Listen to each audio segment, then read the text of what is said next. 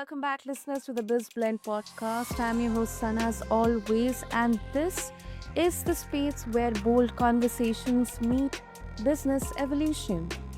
Now, today's episode is for the women leaders who are done with burnout, done with bypassing their inner voice, and ready to redefine the leadership on their own terms. My guest, listeners, has spent 15 years behind the scenes of leadership, building empires for others while slowly losing touch with her own power. But through that lived experience came clarity, conviction, and a whole new approach to power, purpose, and self trust. She is the founder of Powerhouses with Purpose, a movement that teaches women to lead from within without performing, proving, or in fact, people pleasing. And so, if you ever have felt like you had to shrink your truth just to stay professional, this conversation will speak to your soul.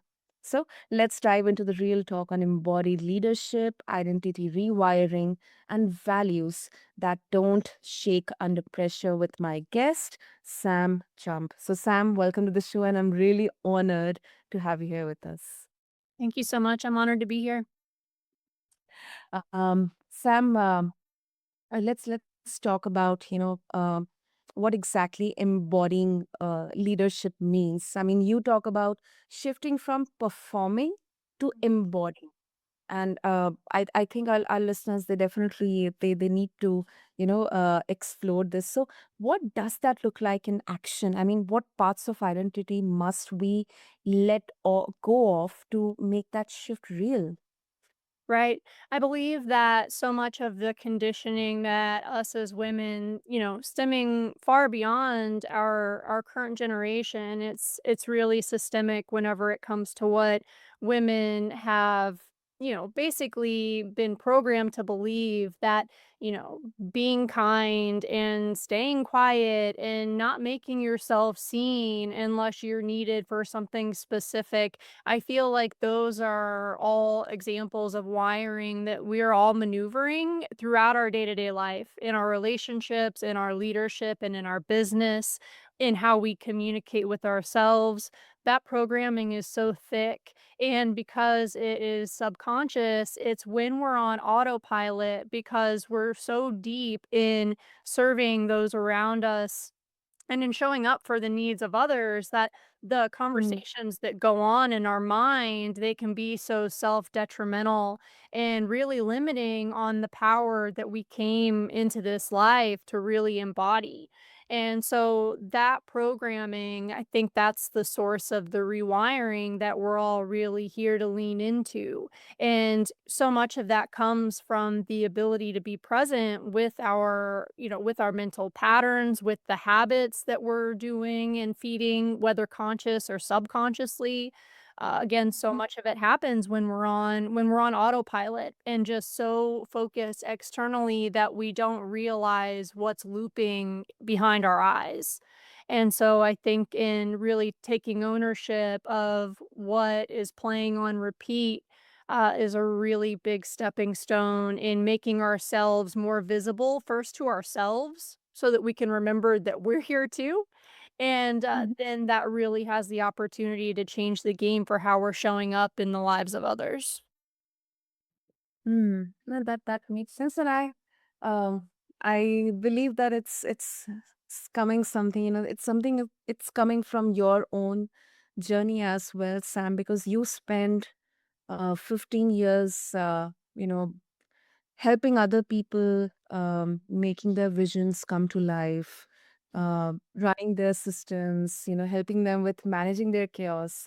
Uh, uh, I would love to know, I mean, was there any specific moment or event that made you realize that now you need to focus on yourself instead of, just uh, working or maybe just delivering for others?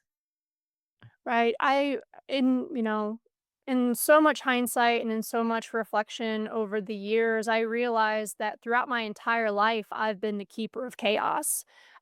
From as young as I can remember, that was the role that I ended up holding for my family. So within that practice, that just became the archetype that I embodied throughout any role that I held in my life, in my friends groups, which led into my work relationships, and then the clients that I've served along the way. So, when chaos comes up, I'm always the rock. I'm always the grounding cord. And while I wore that as a badge of honor for decades now, it's taken me so many years and so many repeated cycles of burning myself out to the point of getting myself physically sick and incapable of participating with the outside world for 1, sometimes 2 weeks at a time because my mind and my body basically were demanding to shut down in order to recharge.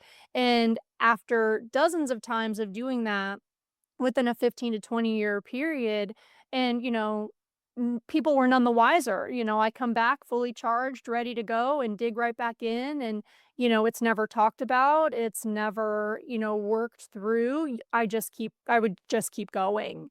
And so recognizing that in so many other people, and especially women that I would be partnering with in business and in events that I would manage, and how it was always us that ended up being really the powerhouses on the team, but no one really knew what that meant behind the scenes. And so I think that just in as my commitment to myself and to my well-being deepened and deepened just naturally over the years through passions and other purposes that I explore around wellness and what that actually means for me, I think that, that just ended up being a natural guiding light for me in making changes in my habits, in my mindsets, in my choices that really reflected getting myself out of those cycles. I've gotten myself out of so many harmful cycles throughout my life that it just naturally became time to let burnout be another one of those that I was letting go of via commitment and discipline and dedication, boundaries, and doing it all unapologetically. Yeah, absolutely. I mean, so many thoughts coming up in my mind, Sam, because first of all, um, as you explained, from performing to embodying leadership, I think it's definitely an identity level pivot, not just a mindset one. And then we also, as you brought burnout into the discussion, and then you mentioned that how it physically affected you. I believe that the skepticism around burnout is not only it focuses mostly on the mindset one, that I'm mentally tired, or I'm feeling tired, but then your body gives out all these signs and symptoms. I Right. mean, uh, and that is like the extreme side of burnout. So it often gets glamorized in the productivity circles, especially in the entrepreneurship circles. But what you have described, it's more systemic. Um, Sam, you emphasize values as a force multiplier, not just a compass. So, when it comes to women leaders, how do they actually root into values? When there is urgency, there's pressure of performing, and then people pleasing. I mean, how all these are pulling them in every direction. Yeah. I think that as with any big changes in our lives, they have to happen incrementally. They have to happen bit by bit. They have to happen slow, or it's going to shock the nervous system just as much as staying in our places of chronic overcommitment, chronic overperformance. As much as those will take their turn on our bodies and on our minds and on our hearts, so will such an abrupt change as trying to pivot away from those too abruptly. So I think that it has to happen incrementally. It has to happen in just those small things, and in and small things by I mean in paying attention to what triggers a reaction within us. We all know the difference in how our body feels when we're able to consciously respond to something versus habitually react to something. So, even just starting to tune in to what our body is telling us so that we can pay attention to the whispers that are happening from within us before they have to get to a point of becoming these screams. And that's kinda how I relate to what the levels of physical exhaustion, AKA burnout, we can just call it for what it was physical exhaustion. And, Mm. so, the body will only whisper for so long until it has no choice but to scream. And so I think it is our responsibility to start letting ourselves quiet down and start letting ourselves tune inward more frequently, incrementally. That doesn't mean all of a sudden go sit on a pillow for 25 minutes every day and think that, that's going to be sustainable based on the speed that our minds and our bodies are so used to going when we get to this level. But actually, just taking a time to take a breath when we're starting to notice our blood pressure rise, or taking a breath when we start to notice that I'm actually feeling nervous and shaky when this person comes around me in the office, and starting to get curious about what your body is trying to tell you about the situations that you're engaging in so that you can know how to better show up for yourself. And in doing that, with time, you learn how to create boundaries that are reflective of your values. If you know that someone is too aggressive in how they communicate with you, that can help you be more aware of values around communication. If, your workload or lack of organization within your workload is something that has you feeling anxiety within your body or has you wanting to emotionally shut down, that's your body guiding you towards something that is a value system that maybe organization is a non-negotiable value that you have in your work environment. So I think that as we start to quiet down and pay more attention to what we need from within, that can help us understand what our values are in our life. And then as we grow in relationship with them, we have more self trust in being able to point those things out. We have more confidence in being able to relay those to other people because we know them more in depth. And then within that, we can literally change our work environment, we can change our home environment, we change the culture that we're creating around us because we're making those conscious choices to slow down and look within and respond differently. Absolutely. And when it gets done at the individual level, especially from a leadership perspective, I believe that it gets reciprocated within your teams as well. Absolutely. Yeah, Mm. absolutely. In understanding, and this is a truth of mine at least, and life has shown me this time and again that, it's said that we're a reflection of the people that we are around the most. And for a lot of times, just because of, again, our culture and our relationships with work and with business, a lot of times those people tend to be those that we're in work collaboration with.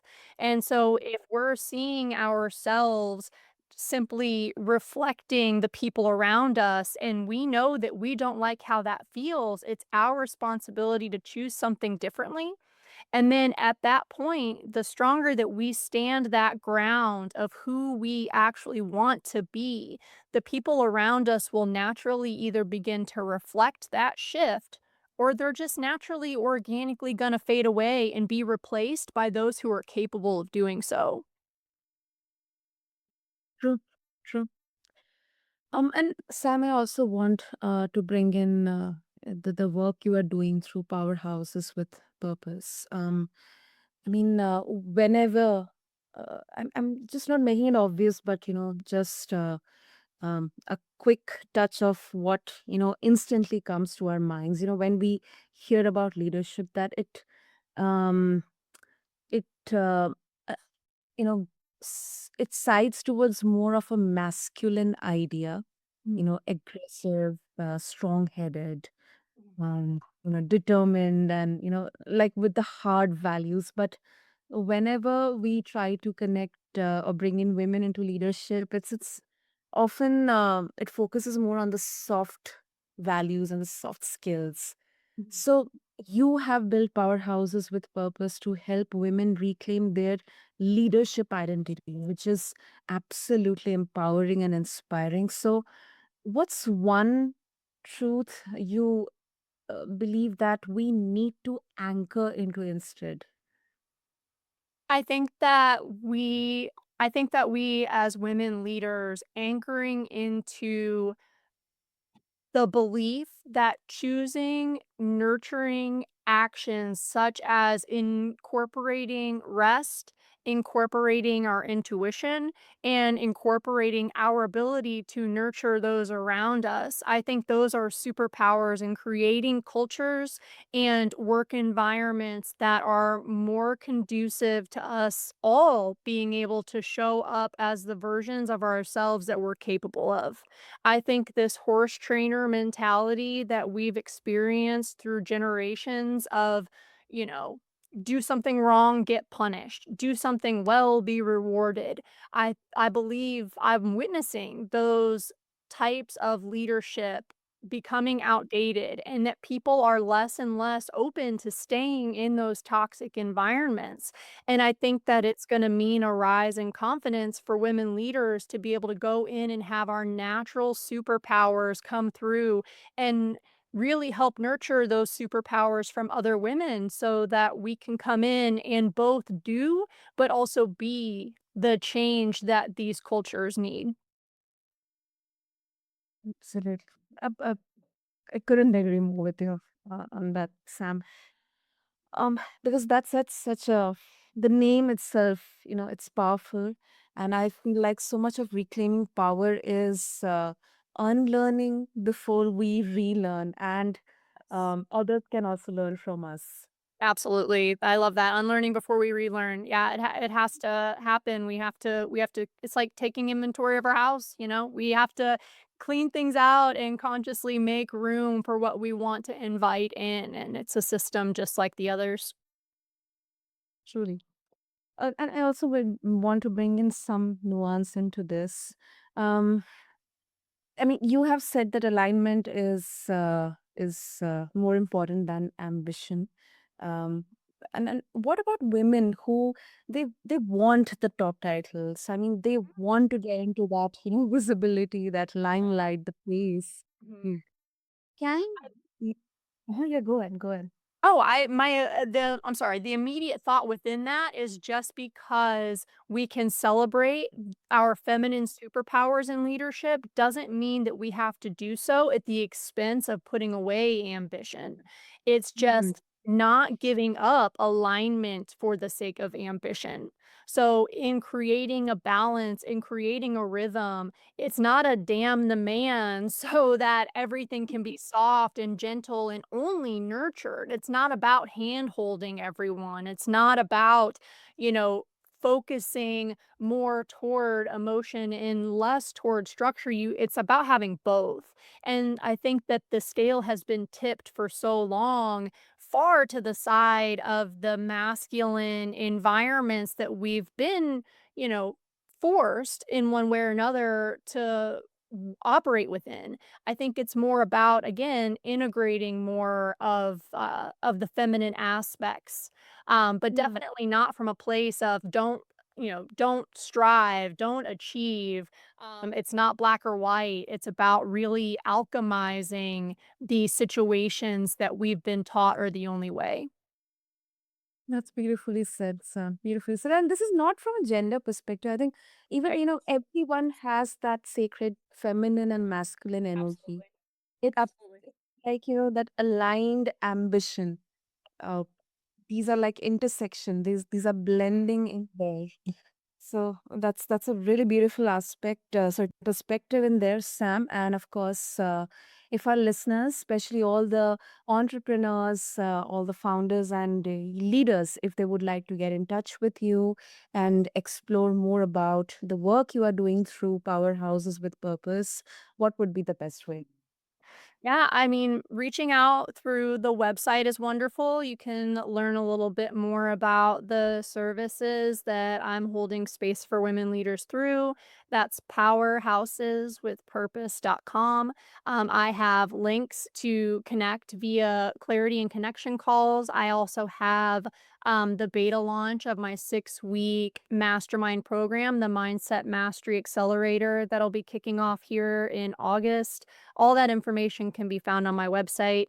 I'm also on LinkedIn, both at Sam Jump and Powerhouses with Purpose. And you're also welcome to send me an email at any time. That's samjump at powerhouseswithpurpose.com. Wonderful. I'll make sure to have all the links and details in the show notes. And Sam, this is such a constructive and very, very insightful conversation. I mean, this was more than a leadership conversation, it was a reclamation. And thank you so much for not just sharing your story, but for modeling what it means to lead from power, not pressure. Mm. Yeah, I'm so thankful to have had the chance to connect with you, and I hope that everyone's able to walk away with something that stirred in them. Definitely, definitely. And thank you to all of you listeners for being a part of the BizBlend podcast. Um, if today's episode stirred something in you, take that as a sign. Leadership isn't about pushing harder, it's about becoming more of who you already are. Until next time, keep leading bold, grounded, and on purpose. This is BizBlend, and I'm your host, Sana. Thank you.